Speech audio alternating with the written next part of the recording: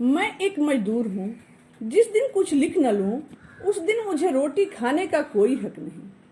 कहने वाले हिंदी के महान कथाकार, उपन्यास सम्राट, युग प्रवर्तक और कलम के सिपाही प्रेमचंद जी का जन्म वाराणसी के निकट लम्ही गांव में 31 जुलाई सन 1880 ईस्वी में हुआ था। उनकी आरंभिक शिक्षा गांव में हुई थी। बचपन में ही पिता का देहांत होने के कारण घर की सारी जिम्मेवारी उनके कंधों पर आ पड़ी। 10वीं पास करते ही वे प्राइमरी स्कूल में शिक्षक की नौकरी करने लगे। नौकरी करने के साथ साथ उन्होंने स्नातक की उपाधि प्राप्त की और शिक्षा विभाग में सब डिप्टी इंस्पेक्टर ऑफ स्कूल के पद पर नियुक्त हो गए। उनके बचपन का नाम धनपत राय था। आरंभ में वे नवाब राय के नाम से उर्दू में लिखते थे। बाद में प्रेमचंद के नाम से लिखने लगे। प्रेमचंद जी ने अपने पद और पैसा का ख्याल न कर स्वतंत्र लेखन किया। प्रेमचंद जी ने सैकड़ों कहानियां लिखी। उनकी कहानियां मान सरोवर के 8 भागों में विभक्त है।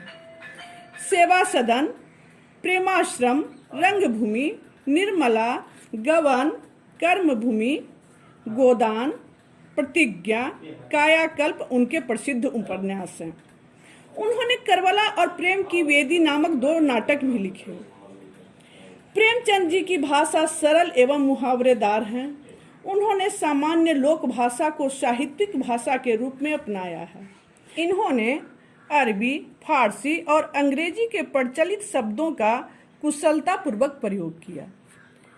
प्रेमचंद जी का संघर्षपूर्ण जीवन सभी के लिए प्रेरणा का केंद्र रहा है। अपनी रचनाओं के माध्यम से इन्होंने उन सब सामाजिक कुरीतियों का विरोध किया।